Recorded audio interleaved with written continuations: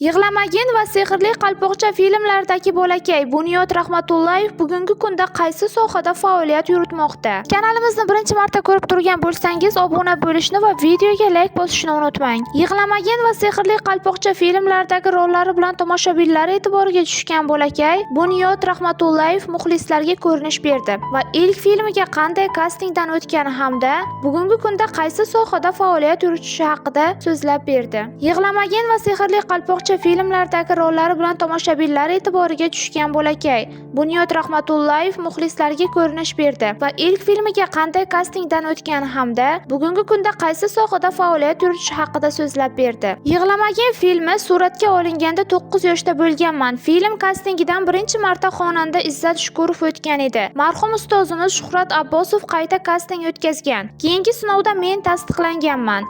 O'sha vaqtda Shuhrat Abbosovning aytishlari bo'yicha Izzat aka Shukurovning ko'zlaridagi sho'x shodonlik bu rolni boshqacha talqin qilardi. Shuning uchun Bunyodni yana bir marta sinovdan o'tkazib ko'raylik, chunki uning ko'zlaridagi ma'yuslik film qahramoniga mos tushadi degan. Shundan so'ng bu filmda suratga tushganman, deydi Rahmatullayev. Bugungi kunda logistika sohasida ishlab kelmoqdaman. Kinolarda ko'rinmay qolganimning sababi shunda. Kinodan ham ketganim yo'q. Yana yaxshi obrazlar bo'lsa, Xudo xohlasa yana kinoda rollar ijro etaman, deydi Bunyod Rahmatullayev. Ma'lumot uchun Yig'lamagin filmi 2009-yilda Rustam Sa'diyev rejissyorligida suratga olingan. Unda aktyorlar Uchqun Tillayev, Xurshid To'xtayev, marhum aktyor Diyas Rahmatov, Mirafsal Shofayziyev, Bunyodbek Rahmatullayev rol ijro etgan. Film aka-singilning kutilmagan fojia sabab boshdan kechirgan og'ir kunlari va yo'qotilgan bolalik haqida hikoya qiladi. Agarda sizga mashhurlar hayoti qiziq bo'lsa, bizni kuzatishda davom eting.